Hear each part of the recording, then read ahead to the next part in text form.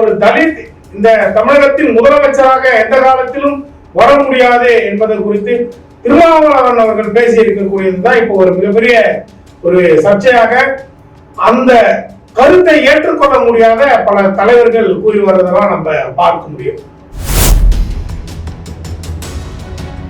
சாதி வாரிய அளவில் கணக்கெடுப்பு நடத்தினால் தொல் திருமாவளவன் அவர்களுக்கு பெரிய அளவில் பலம் சேர்ந்துவிடும் என்பதுதான் பல அரசியல் கட்சி தலைவர்களுக்கே இருக்கக்கூடிய ஒரு பயமாக இருக்கிறது என்றே சொல்லலாம். திருமாவளவன் அவர்கள் கூறக்கூடிய கருத்து பல காலமாகவே சர்ச்சையாகவும் விமர்சனமாகவும் மாறி வருமே தவிர அதற்கு ஒரு முடிவும் அதற்கு ஆதரவும் பெரிய அளவில் இந்த அரசியல் கட்சி தலைவர்களிடமிருந்து இதுவரை கிடைத்ததில்லை என்றுதான் சொல்லலாம்.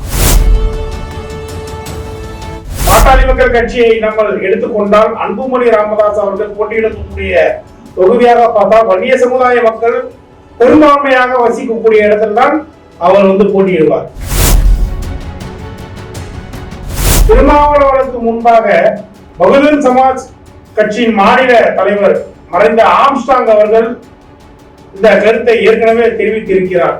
தொல் திருமாவளவன் அவர்கள் சிஎம் கேண்டிடேட்டாக இந்த தமிழ்நாட்டில் வருவாரா, அவர் ஏன் நிற்க மாட்டார் என்ற கேள்வி முன்பே ஆம்ஸ்டாங் அவர்கள் எழுதியிருப்பார்.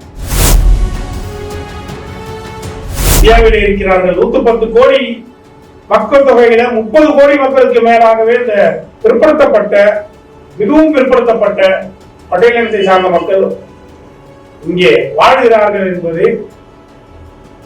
எவ்வளவு பெரிய ஒரு விஷயமாக பார்க்க வேண்டும். அவர்களுக்கான அந்த இடஒதுக்கீடை நாம் கொடுத்துதான் ஆக வேண்டும்.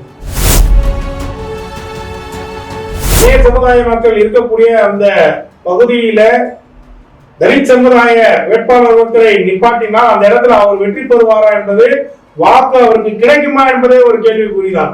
தேவர்கள் வசிக்கக்கூடிய இடத்துல தலித் சமுதாயத்தை சார்ந்தவர் அந்த இடத்துல வேட்பாளராக நிறுத்தினால் அவருக்கு வாக்கு கிடைக்குமா என்பது கேள்விக்குறிதான். கவுண்டர் சமுதாயங்கள் இருக்கக்கூடிய மக்கள் வசிக்கக்கூடிய இடத்துல அந்த இடத்துல தலித் சமுதாய வேட்பாளர் ஒருத்தரை நிறுத்தினால் அந்த இடத்துல வாக்குகள் அவர்களுக்கு கிடைக்குமா என்பது கேள்விக்குறிதான்.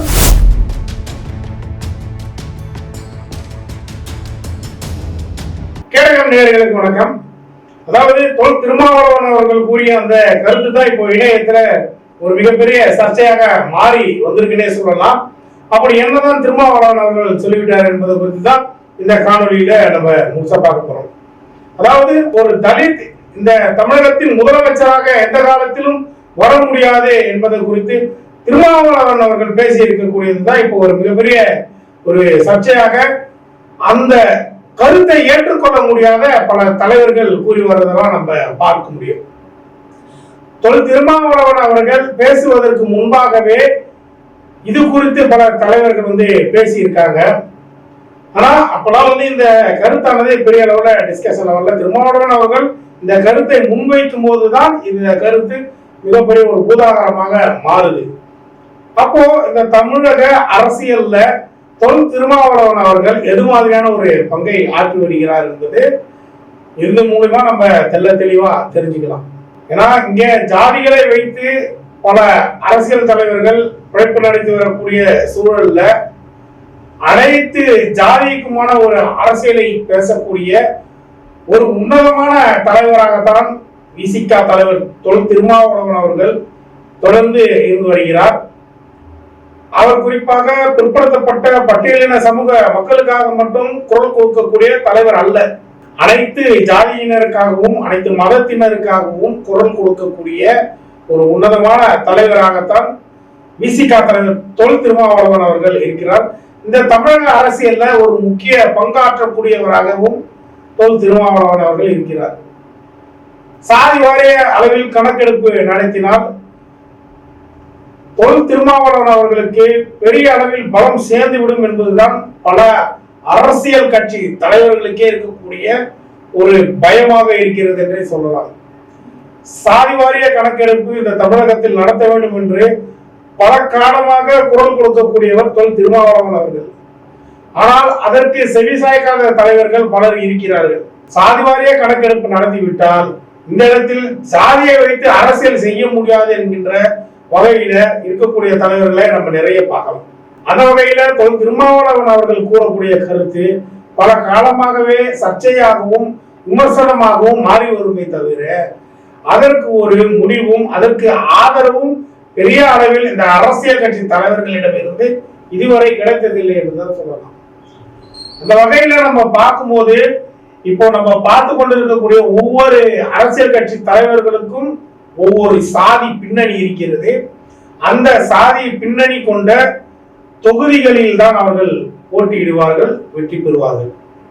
குறிப்பாக பாட்டாளி மக்கள் கட்சியை நம்ம எடுத்துக்கொண்டால் அன்புமணி ராமதாஸ் அவர்கள் போட்டியிடக்கூடிய தொகுதியாக பார்த்தா வன்னிய சமுதாய மக்கள் பெரும்பான்மையாக வசிக்கக்கூடிய இடத்துல தான் அவர் போட்டியிடுவார். அல்லது அவர் கட்சியை சார்ந்தவர்கள் போட்டியிட்டாலும் அந்த அவர்களுடைய வன்னிய சமுதாய மக்கள் இருக்கக்கூடிய பெரும்பான்மையாக வசிக்கக்கூடிய இடத்துலதான் அவர்கள் அந்த தேர்தல் களத்தில் களமாடுவார்கள். அந்த வகையில பார்க்கும்போது அதிமுக ஓ பன்னீர்செல்வம் அவர்கள் சாதியை சார்ந்தவர்கள் எங்கே இருக்கிறார்களோ அந்த தொகுதியை தேர்ந்தெடுத்துதான் அவர்கள் களமாடுவார்கள். அந்த வகையில நம்ம பார்க்கும்போது பெரிய பெரிய அரசியல் கட்சி தலைவர்களே அவருடைய சாதி பின்னணியை கொண்ட சாதி மக்கள் இருக்கக்கூடிய இடத்துலதான், பெரும்பான்மையான மக்கள் வசிக்கக்கூடிய இடத்துலதான் அவர்கள் இந்த தேர்தலில் களமாடுவார்கள், அந்த இடத்துலதான் போட்டியிடுவார்கள். இந்த வகையில நம்ம பார்க்கும்போது விடுதலை சிறுத்தைகள் கட்சி திருமாவளவன் மட்டும் ஏன் ஒரு சர்ச்சையாகவே மாறிக்கொண்டு வருகிறார் என்று நம்ம கூர்ந்து கவனிக்கலாம்.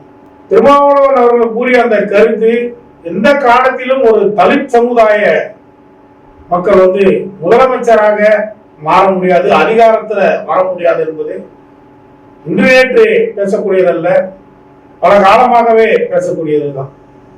திருமாவளவனுக்கு முன்பாக பகுஜன் சமாஜ் கட்சியின் மாநில தலைவர் மறைந்த ஆம்ஸ்டாங் அவர்கள் இந்த கருத்தை ஏற்கனவே தெரிவித்திருக்கிறார். திருமாவளவன் அவர்கள் சிஎம் கேண்டிடேட்டாக இந்த தமிழ்நாட்டில் வருவாரா, அவர் ஏன் நிற்க மாட்டார் என்ற கேள்வி முன்பே ஆம்ஸ்டாங் அவர்கள் எழுதியிருப்பார். அப்பெல்லாம் இது ஒரு மிகப்பெரிய அளவுல டிஸ்கஷனா மாறல. ஏன் மாறல அப்படின்னா அந்தந்த தலைவர்கள் பேசும்போதுதான் அது ஒரு கவனிக்கப்படக்கூடியதாக மாறுகிறது என்று சொல்லலாம். இந்த வகையில அதிகாரம் என்பது தலித் சமுதாய மக்களுக்கு கிடைக்கவே கூடாது என்று கங்கணம் கட்டிக்கொண்டு அதற்கு எதிர்ப்பலைகளை ஆட்டிக் கொண்டு வரும் தலைவர்கள் பலர் இருக்காங்க. சாதி வாரிய கணக்கெடுப்பு எடுத்து விட்டால் அந்த சாதி வாரிய கணக்கெடுப்பு மக்கள் தொகையின் அடிப்படையில அவர்களுக்கு இடஒதுக்கீடு வழங்க வேண்டும் என பலர் அந்த சாதி வாரிய கணக்கெடுப்பை நடத்த விடாமல் அதுக்கு பல சூழ்ச்சிகளை சேர்த்து அதை அந்த வேலையை நடத்த விடாமல் செய்து கொண்டிருக்கிறார்கள். இப்படி இருக்கும் பட்சத்துல இது மாதிரியான ஒரு கணக்கெடுப்பும் நடத்தப்படுவது ஒரு மிகப்பெரிய ஒரு சந்தேகமாகவே மாறிக்கொண்டிருக்கிற சூழ்நிலையில தலித் சமுதாய மக்கள் யாராவது ஒருவராவது இந்த அதிகாரத்தில் தமிழக ஆட்சியில் முதலமைச்சராக வருவார்களா, முதல்வராக வருவார்கள் என்றால் அதற்கு வாய்ப்பே இல்லை என்று தான் சொல்ல வேண்டும். இது இப்பொழுது நேற்று இந்த அநீதியானது நடந்து கொண்டு இருப்பதல்ல, கிட்டத்தட்ட பல 100 ஆண்டுகளாக இந்த பிற்படுத்தப்பட்ட பட்டியலினத்தை சார்ந்தவர்கள் இந்த மக்கள் இந்த வழியை சுமந்து கொண்டுதான் செல்கிறார்கள் என்பது அனைவரும் புரிந்து கொள்ளக்கூடிய ஒன்றாக தான் பார்க்க வேண்டும். தலித் சமுதாய மக்களை சார்ந்தவர்களும் அவர்களுக்கு முன்பு இருக்கக்கூடிய அந்த முப்பாட்டர்களும் அவர்களை சார்ந்திருக்கக்கூடிய அவர்களுடைய அந்த தலைமுறையை நம்ம பார்த்தால் அவர்களுக்கு பின்புலத்துல எந்த ஒரு சொத்துக்களும் இருக்காது. அவர்கள் பின்புலத்துல படித்தவர்கள் யாரும் இருக்க மாட்டாங்க. அவர்கள் தலைமுறையில பார்க்கும்போது தற்போது இருக்கக்கூடிய இந்த ரிசர்வேஷன் அதுல இடஒதுக்கீடுல கிடைக்கக்கூடிய இந்த சதவீதத்தின் அடிப்படையில படிச்சு பலர் பேராசிரியர்களாகவும் நீதிபதிகளாகவும் குரூப் சில வெற்றி பெற்று பல இடத்தில் உயர்ந்த பதவிகளிலும் வந்து கொண்டிருக்கிறார்கள். IAS அதிகாரிகளாக மாறிக்கொண்டிருக்கிறார்கள். 1 லட்சம் 2 லட்சம் என்று சம்பாதித்துக் கொண்டிருக்கிறார்கள். மருத்துவத்திலும் பலர் உயர்ந்து கொண்டிருக்கிறார்கள் என்பது இந்த ரிசர்வேஷன் அடிப்படையில இந்த மாணவர்கள் படித்து அதிகாரத்தில் வந்துவிடவே கூடாது என்பதற்காக பல சாதி வெறி பிடித்த அரசியல் தலைவர்களும் அதை விமர்சிக்கக்கூடியவர்களாக மாறிக்கொண்டு வருகிறார்கள் என்று சொல்லலாம். அப்படி இந்த மக்களிடையே ஒரு பிரிவினையை ஏற்படுத்தி இந்த மக்களிடையே அதிகாரத்துக்கு எதிராக குரல் கொடுப்பவர்களை இந்த மக்களிடையே வன்முறையை தூண்டி விடுபவர்களாக மாற்றிவிட்டு அவர்கள் மூலமாக குளிர்காயக்கூடிய பல தலைவர்களும் இருக்கிறார்கள். அந்த வகையில நம்ம பார்க்கக்கூடியது தொல் திருமாவளவன் போன்ற அரசியல் தலைவர்கள் இந்த நாட்டு மக்கள் இடத்துல ஒரு மிகப்பெரிய பங்கை வகிக்கக்கூடிய அளவிலே மாறி வருகிறார். அதே நேரத்தில் இந்தியா முழுவதும் நாம் கணக்கெடுக்க பார்த்தால் பிற்படுத்தப்பட்ட இந்த பட்டியலினத்தை சார்ந்த மக்கள் மட்டுமே 21% மேலாக இருக்கிறார்கள். எஸ்சி வகுப்பை சார்ந்தவர்கள், எஸ்டி வகுப்பை சார்ந்தவர்கள் 8% மேலாக இருக்கிறார்கள். 2011ஆம் ஆண்டு கணக்கெடுப்பு கணக்கிலே சொல்லலாம், தோராயமான கணக்கெடுப்பு.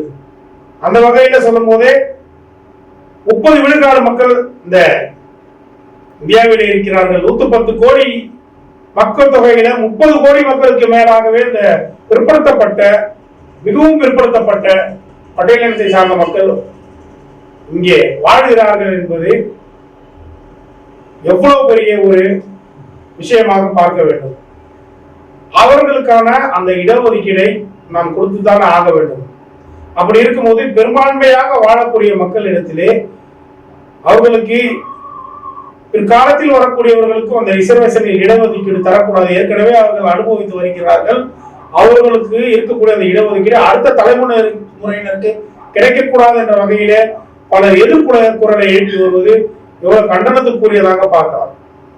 ஒரு விளையாட்டு நடத்தும் பொழுது அந்த விளையாட்டில் பலம் வாய்ந்தவர்களுக்கு அதிக பலன் இருக்கும், பலம் குறைந்தவர்களுக்கு அதிக பலன் இருக்காது. அந்த வகையில பலம் குறைந்தவர்களுக்காகத்தான் பலம் கிடைக்க வேண்டும் என்று போராட வேண்டும். இங்கே வீக்கர்ஸ் பார்க்கும்போது இந்த பட்டியலினத்தில் மிகவும் பிற்படுத்தப்பட்ட மக்கள் தான் இருக்கிறார்கள். மிகவும் பிற்படுத்தப்பட்ட மக்கள் தான் உயர்ந்து வர வேண்டும், ஆள வேண்டும், வளர வேண்டும் என்பதுதான் சோசியல் ஜஸ்டிஸ். சமூக நீதிக்கான இந்த விழிப்புணர்வு எப்பொழுது இந்த மக்களிடத்திலே வருமோ அப்பொழுதுதான் தொல் திருமாவளவன் போன்ற உன்னதமான தலைவர்கள் இந்த நாட்டில் அதிகாரத்திற்கு வர முடியும், வெற்றி பெற முடியும், அவர்கள் முதலமைச்சராக கூடிய அளவிலே வாழ முடியும். இதை தெரிந்து கொள்ளாத புரிந்து கொள்ளாத பல அரசியல் தலைவர்களும் குறிப்பாக இதற்கும் திரைக்கும் சம்பந்தம் இல்லாத பல இயக்குநர்களும் எல்லாம் குரல் கொடுத்து வராங்க. அவர்களுக்கெல்லாம் கூட ஒரு பதிலாகத்தான் இந்த காணொலி இருக்கிறது. அதிகாரம் என்பது பாதிக்கப்பட்டவர்கள் பக்கத்துல தான் இருக்க வேண்டும் என்பதுதான் சோசியல் ஜஸ்டிஸ். நீதிமன்றத்தில் அதிகமாக வழக்காடக்கூடியதே சோசியல் ஜஸ்டிஸுக்காக தான் வழக்காடி கொண்டிருக்கிறார்கள். கிரிமினல் வழக்காக இருந்தாலும் அது சமூக நீதிக்கு எதிரான ஒரு வழக்காகத்தான் இருக்கும். அப்படிப்பட்ட வகையில நீதிமன்றத்தில் அதிகமாக வழக்காடக்கூடிய ஒரு வழக்காக இருப்பது இந்த சமூக நீதிக்கு எதிரான வழக்குகள் தான் அதிகமாக இருக்கிறது. சமூக நீதிக்கு எதிரான பிரச்சனைகளும் அதற்கு எதிரான அந்த மிகப்பெரிய சூழ்ச்சிகளும் தான் அதற்கு எதிராக அங்கு இருக்கிறது. அந்த வகையிலே சமூக நீதி பாதுகாக்கப்பட வேண்டும் என்றால் தொல் திருமாவளவன் போன்ற உன்னதமான தலைவர்கள் தொடர்ந்து போற்றப்பட வேண்டும், அவர்களுக்கு மக்கள் ஆதரவு அளிக்க வேண்டும். இதை படித்த சமுதாயத்தினர், படித்த சமூகத்தினர் அதை புரிந்து கொள்ள வேண்டும் என்பதுதான் உண்மையான கருத்தாக இருக்கிறது. குறிப்பா நம்ம ஏன் திருமாவளவன் அவர்கள் இந்த தமிழ்நாட்டுல முதலமைச்சர் ஆக முடியாது என்று சொல்ல போனா, இந்த அரசியல் கட்சிகள் தொடர்ந்து நிற்கக்கூடிய, அவர்கள் தேர்தலை சந்திக்கக்கூடிய இடமாகவே இந்த ஜாதியை மையமாக வைத்து அந்த ஜாதி மக்கள் அதிகமாக வசிக்கக்கூடிய, பெரும்பான்மையாக இருக்கக்கூடிய அந்த பகுதியில தான் இந்த அரசியல் தலைவர்கள் நிற்பாங்க, தேர்தலில் களமாடுவார்கள். அந்த வகையில நம்ம பார்க்கும்போது திருமாவளவன் அவர்களை ஒரு பொது தொகுதியில் நிற்க வைத்தாலும் அல்லது திருமாவளவன் அவர்களை ஒரு முதலமைச்சர் கேண்டிடேட்டாக அறிவித்தாலும் இந்த அரசியல் கட்சி தலைவர்களை உடைய ஆதரவு இல்லாமல் அவர் முதலமைச்சர் ஆக முடியாது என்பது ஒரு முக்கியமான கருத்தாக நம்ம பார்க்கணும். ஏன்னா பாட்டாளி மக்கள் கட்சிக்கென்று ஒரு ஓட் பேங்க் இருக்கிறது, அதிமுகவுக்கென்று ஒரு ஓட் பேங்க் இருக்கிறது, திமுகவுக்கென்று ஒரு ஓட் பேங்க் இருக்கிறது, காங்கிரசுக்கென்று ஒரு ஓட் பேங்க் இருக்கிறது, தேமுதிகவுக்கு ஒரு ஓட் பேங்க் இருக்கிறது, நாம் தமிழர் கட்சிக்கும் ஒரு ஓட் பேங்க் இருக்கிறது, மக்கள் நீதி மய்யம் கட்சிக்கும் ஒரு ஓட் பேங்க் இருக்கிறது, மதிமுகவுக்கும் ஒரு ஓட் பேங்க் இருக்கிறது. அந்த வகையில நம்ம பார்க்கும்போது அனைத்து கட்சிகளுக்கும் தனித்தனியாகவே இங்க ஓட் பேங்க் இருக்கிறது. அந்த ஓட் பேங்கை பொறுத்தவரை, அந்த வாக்கு வங்கிகளை பொறுத்தவரையில அவர்களுக்கு அவர்களுடைய சாதியை மையமாக வைத்து அங்கு இருக்கக்கூடிய மக்கள் வாக்களிப்பதை வைத்துதான் அதிகமாக அதுல கணக்கீடு செய்யப்படுகிறது.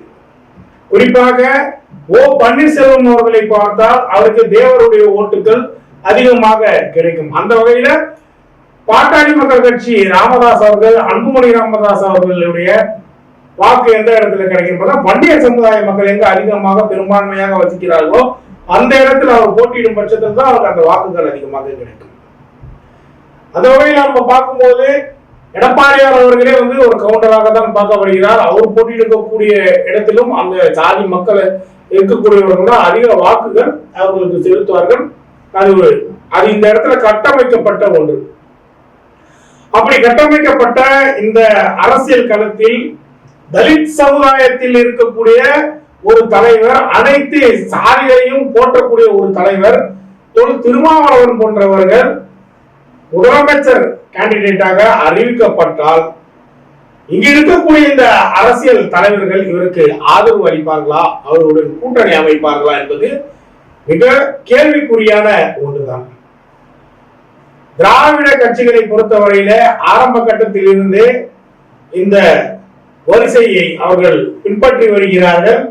கிட்டத்தட்ட திராவிட கட்சிகள் என்றதே எடுத்துக்காட்டுக்கு திராவிட முன்னேற்ற கழகம் காங்கிரசுடன் கூட்டணி வைக்கும். இங்கே மாநில கட்சிகளாக இருக்கக்கூடிய பல கட்சிகளோடு கூட்டணி வைப்பார்கள். அந்த வகையில் அவருக்கு அனைத்து அரசியல் கட்சி, அனைத்து ஜாதியினர் ஒன்றும் இந்த திராவிட கட்சிகளுக்கு போய் சேரும். ஆனால் திருமாவளவன் அவர்கள் அரசியலில் ஒரு முதலமைச்சர் வேட்பாளராக அறிவிக்கப்பட்டாலே அவர் தலித் சமுதாயத்தை சார்ந்தவர் என்ற அடையாளம் அவர் மீது பூசப்பட்டுதான் வருகிறது. தலித் சமுதாயத்தின் தலைவன் என்றுதான் திருமாவளவன் அவர்களை பேசுகிறாங்க. இப்படியெல்லாம் பார்க்கும் பட்சத்தில் திருமாவளவன் அவர்கள் ஒரு முதலமைச்சர் வேட்பாளராக இந்த தமிழ்நாட்டிலே இனிவரும் காலங்களில் அறிவிக்கப்படுவாரா என்பது மிகப்பெரிய ஒரு கேள்விக்குறிதான். திருமாவளவன் அவர்கள் வைத்த அந்த கருத்தானது அனைத்து அரசியல் கட்சி தலைவர்களுக்கும் ஒரு தலித் சமுதாயத்தில் இருந்து ஒரு முதலமைச்சர் வர வேண்டும் என்ற எண்ணம் என்று வருகிறதோ அன்றுதான் இந்த கருத்துக்கு முடிவு கிடைக்கும். திருமாவளவன் அவர்கள் கூறிய அந்த கருத்துக்கு முடிவு கிடைக்கும். அப்படி பார்க்கும்போது நாம் தமிழர் கட்சி சமீபத்தில் அவர்களுடைய அந்த ஆடைகள்லாம் வைரலாகி வருகிறது. அதுல பார்க்கலாம், சாட்டை துரைமுருகன் என்ற நபர் சீமான் அவர்களுடன் பேசக்கூடிய ஒரு ஆடியோ ஒன்று வைரலாகி வந்தது. அந்த ஆடியோல இந்த சமுதாயத்தினர், இந்த ஜாதியை சார்ந்தவர்கள் இந்த பகுதியில் வசிக்கிறார்கள், அந்த இடத்தில் அந்த ஜாதியை சார்ந்தவர்களை நிறுத்தினால் அந்த ஜாதியின் வாக்குகள் நமக்கு கிடைக்கும் என்று தமிழ் தேசியத்தை பேசக்கூடியவர்களே இந்த இடத்துல சாதியை மையமாக வைத்துதான் அரசியல் பேசிக் கொண்டிருக்கிறார்கள். இப்படி ஒவ்வொரு அரசியல் கட்சிகளும் ஒவ்வொரு சாதியை பின்பற்றுகிறது, போற்றுகிறது என்று சொல்லலாம். ஒரு கட்சியில் ஒரு வேட்பாளர் நிறுத்தினால் அந்த பகுதியில் எந்த மக்கள் வசிக்கிறார்கள், எந்த சாதியை சேர்ந்தவர்கள் வசிக்கிறார்கள் என்பதை குறிவைத்துதான் அந்த இடத்துல வேட்பாளர்களையே அறிவிக்கிறார்கள். வன்னியர் சமுதாயத்தை சார்ந்த ஒரு வேட்பாளர் நின்றால் வன்னியர் சமுதாயத்தை சார்ந்த இன்னொரு வேட்பாளர் அந்த இடத்துல களத்தில் இருக்குன்னா மட்டுமே அது சரிசமமான போட்டியாக அமையும் என்பது இந்த அரசியல் கட்சிகள் புரிந்து கொண்ட ஒன்றாக இருக்கு. அப்படி பார்க்கும்போது வன்னியர் சமுதாய மக்கள் இருக்கக்கூடிய அந்த பகுதியில தலித் சமுதாய வேட்பாளர் ஒருத்தரை நிப்பாட்டினால் அந்த இடத்துல அவர் வெற்றி பெறுவாரா என்பது, வாக்கு அவருக்கு கிடைக்குமா என்பதே ஒரு கேள்விக்குறிதான். தேவர்கள் வசிக்கக்கூடிய இடத்துல தலித் சமுதாயத்தை சார்ந்தவர் அந்த இடத்துல வேட்பாளராக நிறுத்தினால் அவருக்கு வாக்கு கிடைக்குமா என்பது கேள்விக்குறிதான். கவுண்டர் சமுதாயங்கள் இருக்கக்கூடிய அந்த மக்கள் வசிக்கக்கூடிய இடத்துல அந்த இடத்துல தலித் சமுதாய வேட்பாளர் ஒருத்தரை நிறுத்தினால் அந்த இடத்துல வாக்குகள் அவர்களுக்கு கிடைக்குமா என்பது கேள்விக்குறிதான். அப்படி இந்த தமிழ்நாட்டிலே கிட்டத்தட்ட பல்வேறு ஜாதிகள் குவிந்து கிடைக்கிறது. இந்த ஜாதிகளிடத்திலே தலித் சமுதாயத்தை போற்றக்கூடிய தலைவர்கள் ஒரு சில தலைவர்கள் மட்டும்தான் இருக்கிறார்கள். அனைத்து சாதியும் போற்றக்கூடிய ஒரே தலைவன் திருமாவளவன் மட்டும்தான் இருக்கிறார் என்பதை நம்ம புரிந்து கொள்ள வேண்டும். அதனாலதான் தலித் சமுதாயத்தை இதுவரையில எந்த ஒரு அவர்கள் இருக்கக்கூடிய அந்த ரிசர்வேஷனும் யாரும் கை வைக்க முடியாத அளவிற்கு இன்று ஒரு பவர்ஃபுல்லாக இந்த சமுதாயம் இருக்கிறது என்றால் அதற்கு காரணம் திருமாவளவன் அவர்கள். அம்பேத்கர் அவர்கள் எழுதி வச்ச இந்த அரசியல் சட்டம் இதுதான் இதுவரை காப்பாற்றிக் கொண்டிருக்கிறது. இதுதான் இந்த அரசியல் கட்சிகளும் பின்பற்றிக் கொண்டிருக்கிறது என்பதை நாம் புரிந்து கொள்ள வேண்டும். தமிழ்நாட்டை பொறுத்தவரையில காங்கிரஸ் கட்சி கூட்டணி அமைத்தால் திராவிட முன்னேற்ற கழகத்தோடு தொடர்ந்து பல தேர்தல்களிலே பயணித்து வருகிறார்கள். திராவிட முன்னேற்ற கழகத்தை அவர்கள் கூட்டணியாக அமைத்து அவர்கள் இந்த தேர்தல் களமாடி வருகிறார்கள். பாஜகவை பொறுத்தவரையில பல மாற்றங்கள் இருக்கிறது. இந்த வகையில பார்க்கும்போது அதிமுகவுடன் கடந்த சட்டமன்ற தேர்தலை அவர்கள் சந்தித்து இருந்தார்கள். இந்த நாடாளுமன்ற தேர்தலின் போது அவர்கள் தனித்தை போட்டியிட்டு இருந்தார்கள். அந்த வகையில அவர்கள் நாடாளுமன்ற தேர்தலை சந்திக்கும் போது பாட்டாளி மக்கள் கட்சியும் அதிமுகவில் இருந்து வெளியேறி தனியாக சுயேட்சாக போட்டியிட்டு இருக்கக்கூடிய திரு ஓபிஎஸ் அவர்களும் பாஜகவுடன் இணைந்து பயணம் செய்தார். அம்மா மக்கள் முன்னேற்ற கழகம் என்ற கட்சியை ஆரம்பித்த டிடிவி தினகரன் அவர்களும் பாஜகவோடு பயணம் செய்தார். சரத்குமார் அவர்களும் தன்னுடைய கட்சியை கலைத்துவிட்டு பாஜகவில் இணைந்து பயணம் செய்தார் என்பதை நம்ம பார்க்கலாம். அப்படி பார்க்கும்போது பாஜக நாடாளுமன்ற தேர்தலில் அவர் குறிவைத்ததை பார்த்தீங்கன்னா வன்னியர் சமுதாய வாக்குகளும் தேவருடைய வாக்குகளும் அவர்கள் குறிவைத்து நாடாருடைய வாக்குகளும் அவர்கள் குறிவைத்து அந்த தேர்தலை களமாடினார்கள். நாடாளுமன்ற தேர்தலை அப்படிதான் களமாடினார்கள். ஆனாலும் கூட தேர்தலிலே படுதோல்வியை சந்தித்தார்கள். இந்த வகையில நம்ம பார்க்கும்போது திருமாவளவன் போன்றவர்களை இந்த அரசியல் கட்சிகள் ஏற்றுக்கொள்ளுமா என்பதே ஒரு மிகப்பெரிய கேள்விக்குறிதான். இந்த வகையில எந்த காலத்திலும் திருமாவளவன் அவர்கள் பாட்டாளி மக்கள் கட்சியுடன் கூட்டணி வைக்க மாட்டார் என்று அவரை தெரிவித்திருந்தார். ஆனாலும் கூட பிரிந்து இருக்கக்கூடிய சில கட்சிகள் திருமாவளவனோடு ஒன்று சேர்ந்தால் இது ஒருவேளை சாத்தியமாக வாய்ப்பு இருக்குமானால் திருமாவளவன் அதற்கு செவி சாய்ப்பாரா என்பதே ஒரு மிகப்பெரிய கேள்விக்குறிதான். இந்த காணொலி உங்களுக்கு மிகவும் பயனுள்ளதாக இருக்கும் பட்சத்துல இந்த சேனலை சப்ஸ்கிரைப் செய்யுங்க, ஆல் பட்டனை அமுக்குங்க. அப்பதான் நாங்க பேசக்கூடிய ஒவ்வொரு காணொலியும் உங்களுக்கு நோட்டிபிகேஷனாக நேரடியாக சேரும். நன்றி, வணக்கம்.